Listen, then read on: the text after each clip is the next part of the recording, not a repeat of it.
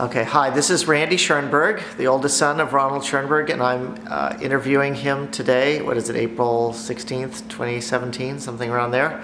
We're in Palm Springs, and I am conducting this interview as part of the 80th birthday celebrations, which are coming up next month.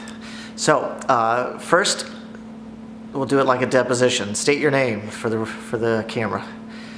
I'm Ronald Schoenberg.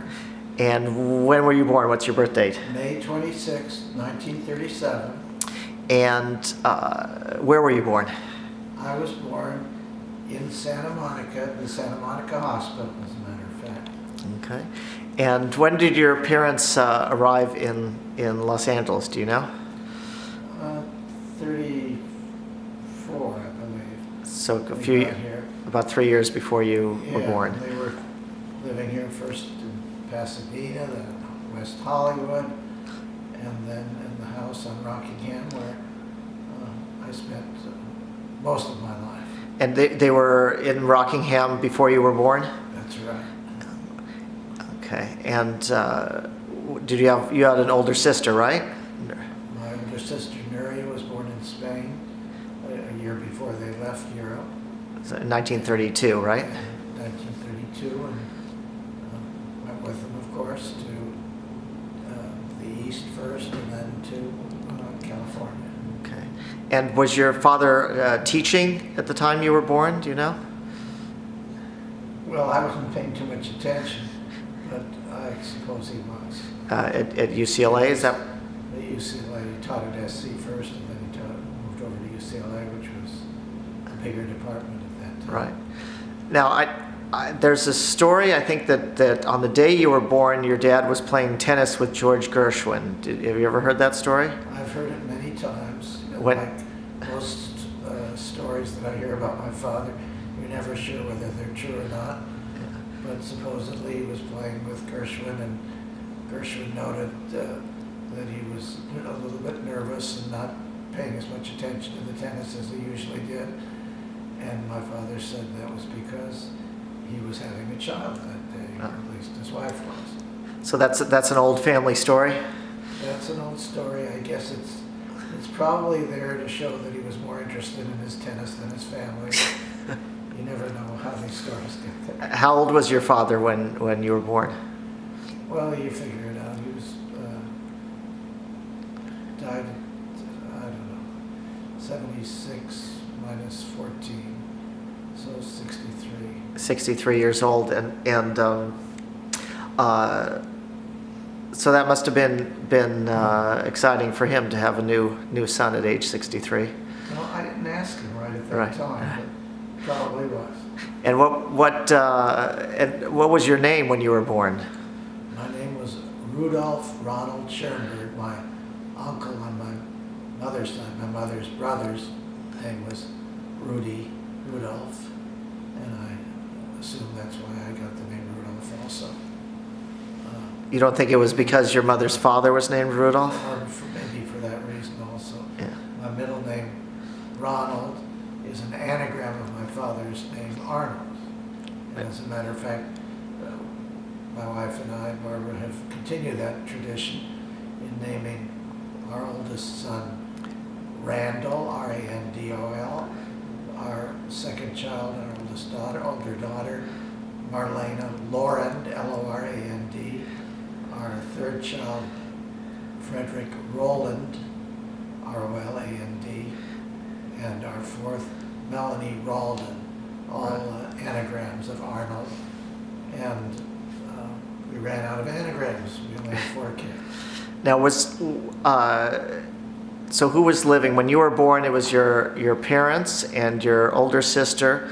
When did your grandmother come to stay with you? My grandmother on my mother's side lived with us on and off for a long time. But at times, my father did not get along so well with her, as you may imagine, because of his being about her age, and she also didn't appreciate him as a musician. So, as a matter of fact, he was always afraid that, of course, this is going to be more about my father than about me. It's supposed to be my story. But she didn't. He was always afraid that she would take all his music manuscripts after he died and burn them or just throw them away, since they were just useless pieces of paper for as far as she was concerned. And there was probably some justification for that fear. That was Henrietta Kolish you're talking about. Henrietta, who was really very close to all of us kids. Especially to me, I can remember playing cards with her all the time, and she let me win. What type of person was she? A very strong personality.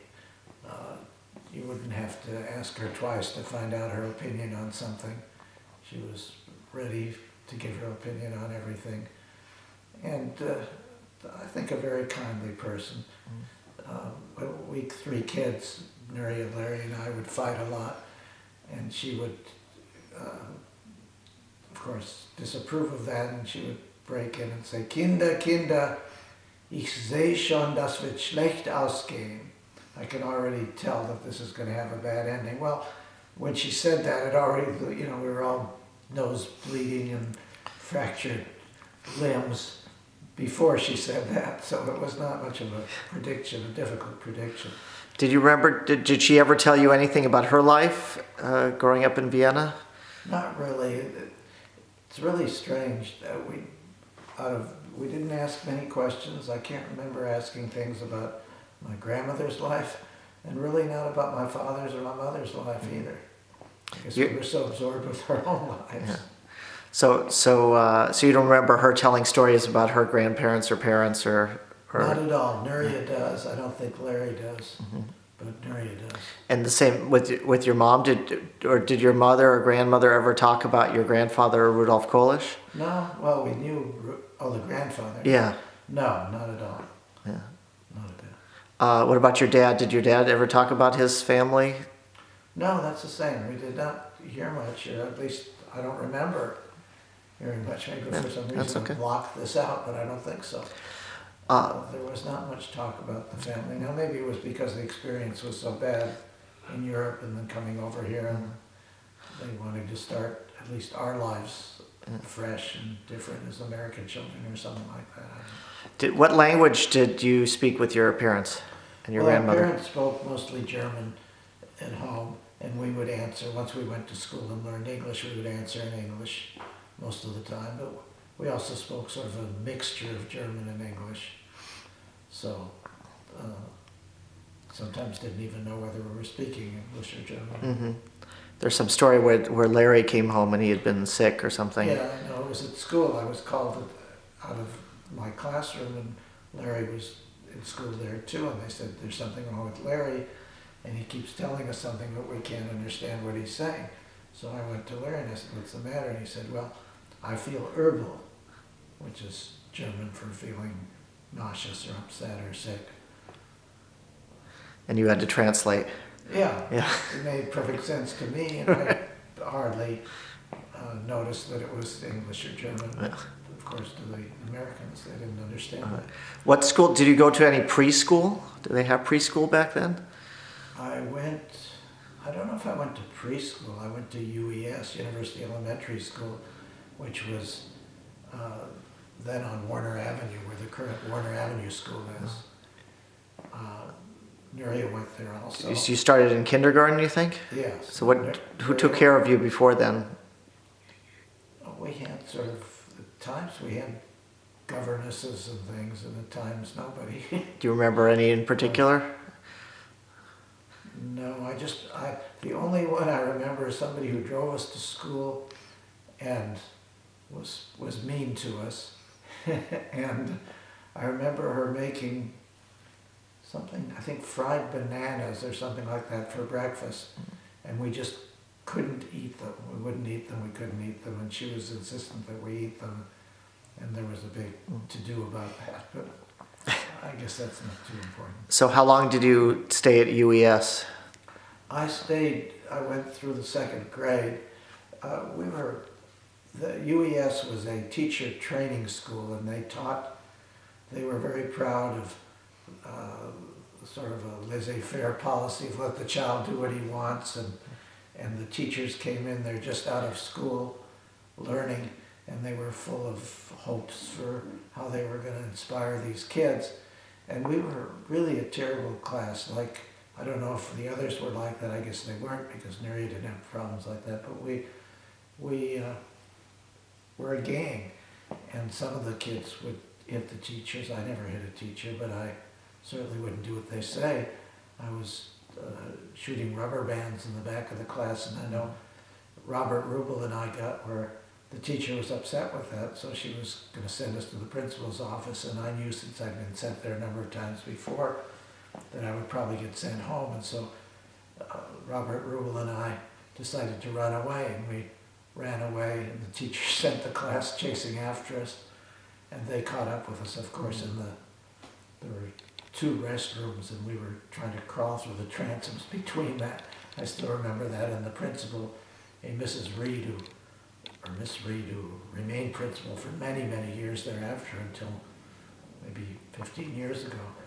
And she took me home, and I can remember sort of telling her, it's a long, long way still, it's a long way, but she made it home, and I had to face my mother with Miss Reed, and my mother seemed to be very understanding. Miss Reed said that I had to stay home for some period of time, I don't know what it was. And everything was okay until Miss Reed left, and then the smile disappeared from my mother's face, and I got a whack across the face. And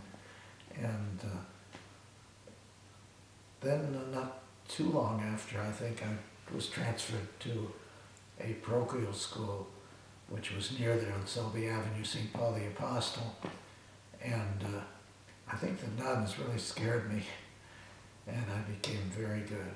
And deportment, application, and courtesy, those were the 3 grades that I got A's in all the way through. So that's the timing of that is when you're already 5 or 6. Must have been around 6, 5, 6. 7. I know that I had to, when I first transferred there, I had to stay in during recess for a few weeks. It didn't take me very long to catch up, but in the public school, they didn't teach you cursive all the way through the 6th grade. Maybe in the 6th grade they finally did. So they had already started learning that in the 2nd grade at St. Paul's, and so I had to learn that, which I learned in a week, what would have taken me 3 months a year before to learn. You know. But so when you were in school, it was during World War II. Did you have any consciousness of the war going on when you were a kid growing up? Only to the sense I still have a cover for a chestnut that my father made for me, and I can see that I've drawn in airplanes which happen to be Zeros and shooting at them with the American airplanes. So I must have had a lot of that type of exposure, the excitement of war for a kid who doesn't know what it is and thinks it's only exciting, to shoot a plane down. Were you teased at all because you were German, No, background? Not at all, but I wanted to say that I was in a movie. It was a documentary called Prelude to War, and it was supposed to show how Hitler was preparing the youth for the war, to be Nazis, good Nazis, and for war.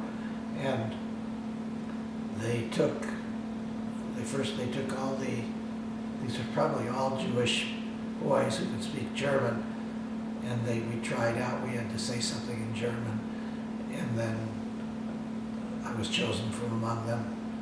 I guess there were many chosen to be in this Boy Scout troop, and they gave us little scout uniforms and a knife, a wooden knife, a sheath, and a knife, and we sang there was a little song that we had to sing, Hitler ist unser Retter, unser Held, and so on. Went on. I can still remember it, but I'm not going to sing it now, I don't think. And, for me, it was all a joke, a game and a joke. And I think I can remember with my neighbor too playing, when you asked me about the war, playing, but I would think all kids did this, you know, it's like cowboys and Indians or Nazis and Americans. It's all the same thing for a kid, and playing those types of games. Did you mentioned sort of being Jewish, but you weren't actually brought up Jewish, right? When your first religious education came when you went to St. Paul, right? Is that right? I didn't mention being Jewish. You did, but I was completely unaware of any of my being Jewish. I think, and I'll tell you why in a minute. And I can remember certain episodes all through my younger years that happened. I can remember playing tennis against Beverly High when I was at Loyola High School, and somebody asking me why I went to Loyola High School. And I said, well, because I'm Catholic. And they said, you with that nose? And I sort of just shrugged it off. And then somebody else asked me once, it was somebody who was in charge of a tennis team or something, and he was trying to tell me how I was Jewish. And I said, no, my father's Jewish, but my mother isn't. And it didn't really bother me at all. On the other hand, I'm thinking, why do I remember those things? Unless somewhere along the way I knew I was Jewish. And as a matter of fact, most of my friends, I didn't have that many friends from school, most of my friends were Jewish tennis players or Jewish boys. So, Who are you talking about? Which friends? Well, there was like Thomas Reevy, and there was the people that I knew in elementary school, and not in the Catholic school, but before that, and tennis players, Stephen Gottlieb, and just a lot of them. Later, Tommy Freiberg, I guess, Tommy right? Freiberg, too. Tommy Freiberg is an interesting story where when I was 16, we went, along with some others, on what was called the Northern Tour, and played in tournaments in Portland and Tacoma and Seattle and Vancouver. And we were sort of representing Southern California, so the head of the Southern California Tennis Association, Perry T. Jones, sent us up there, allowed us to go up there. He was in charge and got us housing there. And